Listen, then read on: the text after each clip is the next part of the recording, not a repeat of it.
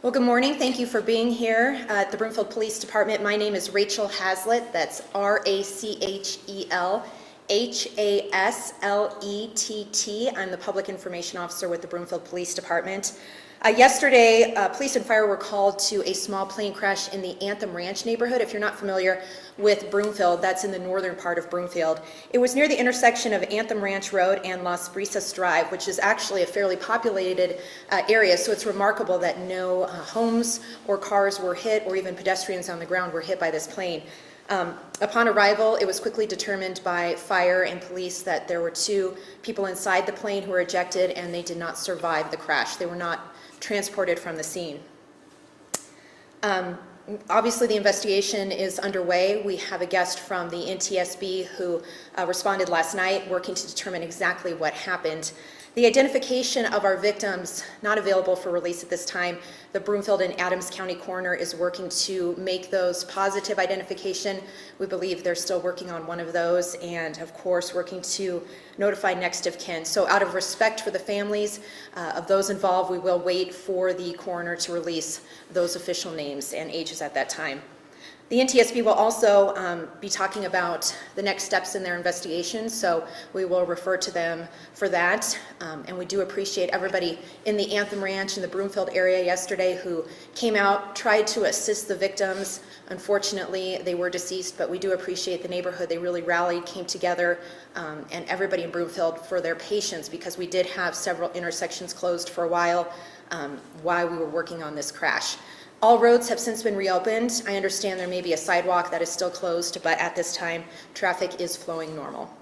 So now I want to introduce Mike Folkerts with the NTSB. He's going to talk a little bit more about the investigation and what we can expect in the coming weeks. All right, Mike. Thank you, Ms. Haslett. I'd like to start by expressing deepest condolences to the family and friends of the 2 pilots in the tragedy. I also want to thank the police department here in Broomfield, as well as the North Metro Fire Department, for their help. Certainly a huge amount of assistance at the site. It was a challenging site, and we deeply appreciate the assistance of both the police and the fire departments. Our goal of the investigation is fairly straightforward. We'd like to try to stop the next tragedy. The way we do that is we assess all the factors of the accident. They range from aircraft factors. We'll be looking at maintenance issues, possibly, as well as any airworthiness issues. We certainly assess any pilot factors, training, education, medical experience, as well as environmental factors, such as weather, the terrain around the area, and the airport environment. After assessing all those factors, we hope to prevent another tragedy by making recommendations. The NTSB has made over 5,000 recommendations for the transportation industry, and most of those have been adopted, and we look forward to hopefully making more recommendations with this accident. Assisting with this accident, we have members from the FAA, the Federal Aviation Administration, as well as Lycoming Engines, and the aircraft manufacturer Piper Aircraft. We'll also have NTSB as well as FAA specialists at our headquarters assisting from air traffic control to weather in the other areas. I wanted to give you an idea on the reports timeline. Within 10 days, we'll have a preliminary report completed that'll have the factual information for the accident. That's available on www.ntsb.gov. We plan to have a factual report completed within 12 months and an analysis with the probable cause completed within 12 to 18 months. All those reports are available on ntsb.gov. Give you a little overall information of the accident. The aircraft involved was a Piper PA 32-260. The registration was N like November, 85, C like Charlie, T like Tango. The flight was a local flight from the Erie Municipal Airport. Aircraft departed from runway 15 about 11:45 yesterday morning, local time. The aircraft climbed on a shallow climb path, and about half a mile from the departure end of runway 15, made a left turn in impacted terrain. As Ms. Haslett said, it impacted in the Anthem Ranch area, near the intersection of Anthem Ranch Road and Las Brisas Drive, it impacted with a left wing down attitude. After it impacted, it hit a tree and came to rest. As Ms. Haslett mentioned, very fortunately, no one on the ground was injured. Nobody on the ground actually witnessed the accident. Unfortunately, obviously, the two pilots were fatally injured from the accident. We do have one witness on the departure path that heard abnormal issues with the engine. He's an experienced pilot. He described those issues as carburetor coughs, 2 carburetor coughs during the departure leg, and then he heard the aircraft impact the ground about less than 10 seconds later. The weather at the time of the accident from the Erie airport was good. The winds were out of the south at about 8 knots, with broken clouds at 4,600 foot above the ground, 10 miles visibility. The temperature was 12 degrees Celsius, and the dew point was -1 degree Celsius. Some areas of interest, obviously, we're focused on that shallow climb path on departure. We hope to be able to download data from the avionics system aboard the aircraft. That'll help us out with engine data, is our hope. We also hope to have flight data from the avionics system aboard the aircraft. We also have flight data that we'll be assessing from the FAA's ADSB system.